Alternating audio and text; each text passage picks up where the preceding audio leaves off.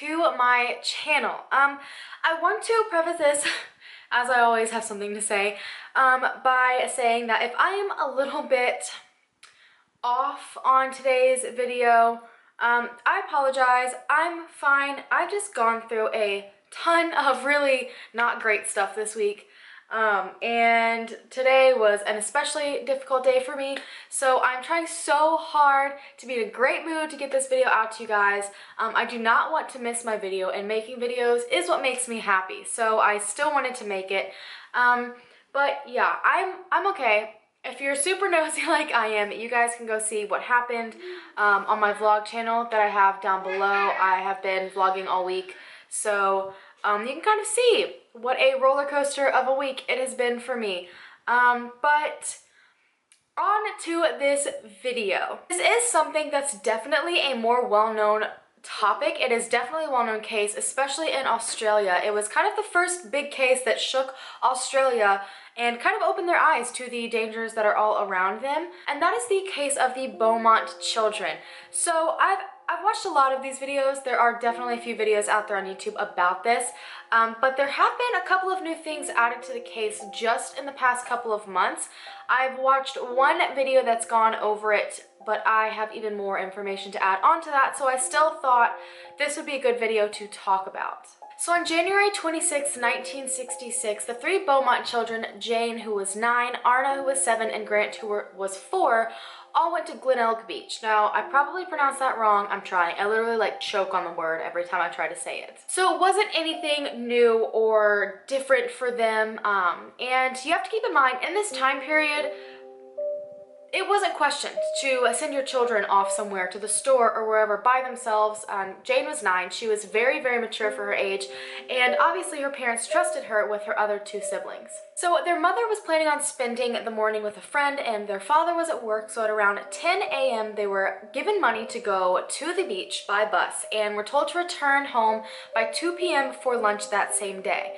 So when they left, their mother only gave them enough money for bus fare. It was a really important fact in this entire case. So their mother wasn't too worried at first. She figured they're kids, they probably got caught up playing on the beach, talking with friends, and simply missed the first bus back and they'll come on the next bus. So she waited and they did not come off of the next bus, and that's when she kind of went into panic mode. So her and her husband searched all over the beach, talked to their friends, and then finally at 7:30 p.m. after they could not find them, they went to the police station to report them as missing. Hundreds and hundreds of people came to try to search for the children. Like I said, this was not a regular occurrence in Australia at the time, and this really shook a lot of people, a lot of parents who realized it could have been their children who, you know, kind of questioned all the decisions that they had made. They drained a marina to try to see if maybe the children had possibly drowned. They did not think it was a very likely case because the children had a lot of items on them and none of the items could be found. So unless they drowned with their items, which was not very likely, they were somewhere else. So police soon tried to figure out if there were possibly any eyewitnesses that had seen the children that day, and he actually found a couple of them. At about 11 a.m., an elderly woman saw them playing right outside of the beach on a grassy patch, and they were running through a sprinkler, having a great time playing. However, she did notice something that was kind of strange to her. There was a man who was a tall, blonde man wearing a blue bathing suit that was laying down on a beach towel fairly close to the children on his stomach, and he appeared to just kind of be watching the children, which as a parent, that sends off huge red flags in my brain. Also, about 15 minutes later, he was then seen actually playing with the children, which once again kind of like sends the hairs on my neck standing straight up. I really am uncomfortable hearing that alone, let alone imagining that, you know, these children were innocent and had no idea what this man could have possibly been up to. Next, at 11:45 a.m., they were seen at a cake shop that was decently far away from the beach with a £1 note, buying a lot of snacks and cakes, like things that they themselves could not have eaten alone. And that alone was a red flag, but the thing that was the biggest red flag to their mother was that she had not sent the kids to the beach with that much money, which means someone gave that money to them, which I find very unsettling. The final sighting was by a postman, and no one can seem to get the times correct when it comes to his sighting. They were supposed to be home at 2, however, he says that he saw them at 3 p.m. and they seemed to be happy. They said hi to him. They were walking alone away from the beach.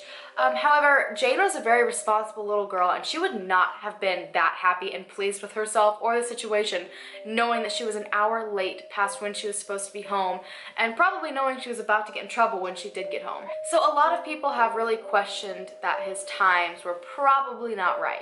They hired a Dutch psychic to help with the investigation. I guess at this point, anything, whether paranormal or not, they wanted to try something. His name was Gerard Croiset. I think I'm saying that right, and he'd had a lot of success in previous cases and helping locate bodies, locate missing people, so they figured at this point anything was better than nothing, and he told everyone his sixth sense was that they were buried at this warehouse, and the parents immediately were like, no, this is not possible. You're a load of crap, because our intuition says that our children are still alive. And sure enough, when the warehouse was finally checked after much disapproval of the owner of the warehouse, the bodies were not found. None of their belongings were found. Not a single trace of them was in this warehouse. Since this all happened, there have been multiple people that have been accused of possibly kidnapping and then killing these children. People that were also charged already for other murders and missing persons cases and child abductions. So yet every single one of them has fallen through. And then recently, something huge has come up.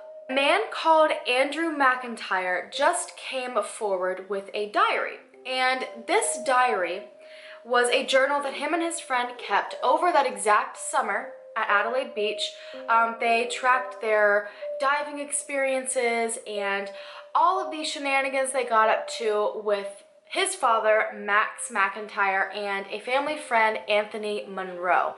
Here's where things get a little bit fishy and really uncomfortable for me. Monroe himself is actually already facing 10 charges of sexual abuse on children dating back to 1965, literally the year before the children's disappearance. And interestingly enough, Andrew McIntyre claims to be one of Monroe's victims. The McIntyre and the Monroe family were very close. They went diving a lot together, the whole entire family, the children, the whole shebang, off of Adelaide all the time. And unfortunately, Andrew McIntyre, along with multiple other young children, have fallen victim to sexual assault. So he handed in this diary specifically because his sister had already gone to police in 2007 stating that she knew that her dad, Alan McIntyre, had something to do with the disappearance of the Beaumont children. She remembered specifically that he came home with a very bloody shirt on, and she even claims to have possibly seen the children's bodies in the trunk of her father's car, which kind of matches up with a statement later on from Andrew McIntyre. She had only accused her father at this point, and Monroe was not in the picture, and her father was investigated and there was no evidence found, so everybody moved on. Well, Andrew has recently stepped forward with his diary that puts them on Adelaide Beach. So basically puts an already known pedophile, repeat offense pedophile, on Adelaide Beach the days leading up to and the day of the children's disappearance, which to me is some pretty interesting evidence. Andrew says that on the day that the Beaumont children went missing, he was supposed to go diving with Monroe and his father, except he was told to stay home.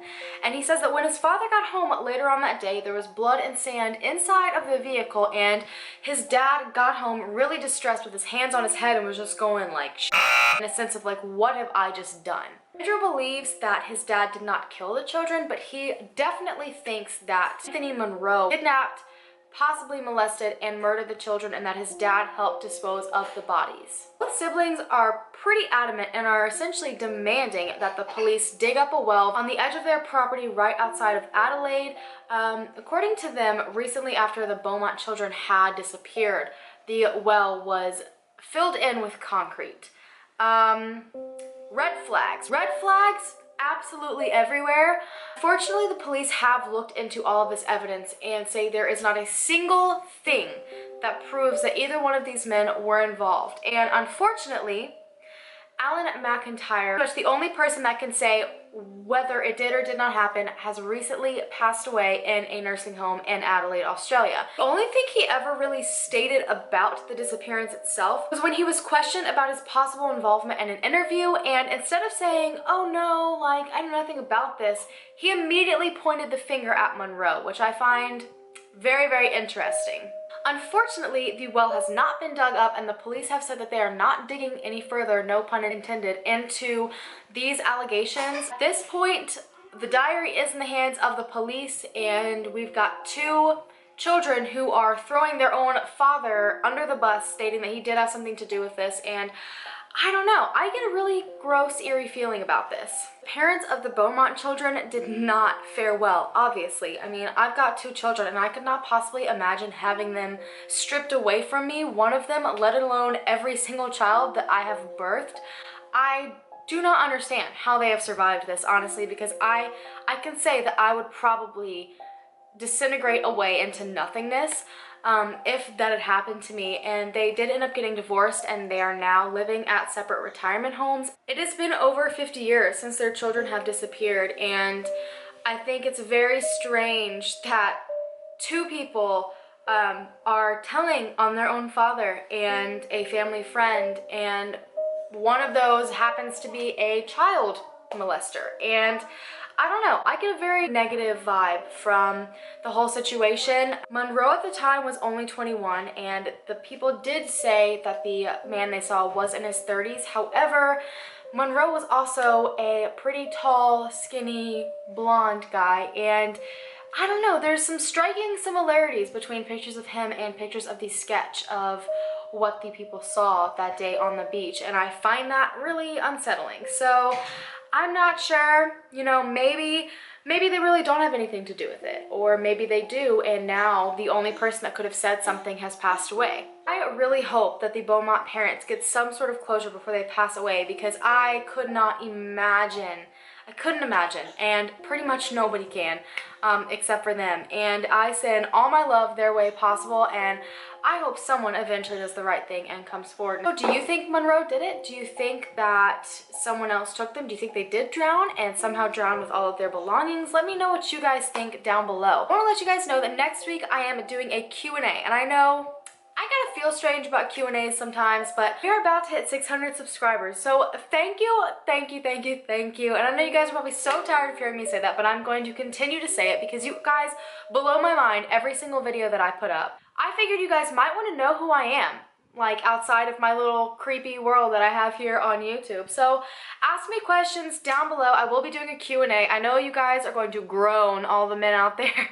but I'm going to be doing a get ready with me Q&A, and I know that's kind of random, but I've had a ton of requests to do a makeup tutorial, which I am terrible at doing makeup tutorials, and I am not going to do that, but I will do a get ready with me Q&A so you can watch me get ready and watch me put my makeup on, and then also figure out who the heck I even am. So let me know all of your questions down below. Give this video a huge thumbs up. It helps me. Share it to whoever you can. Follow me on all of my social media platforms. Hit the subscribe button, and I'll see you on Wednesday. Bye!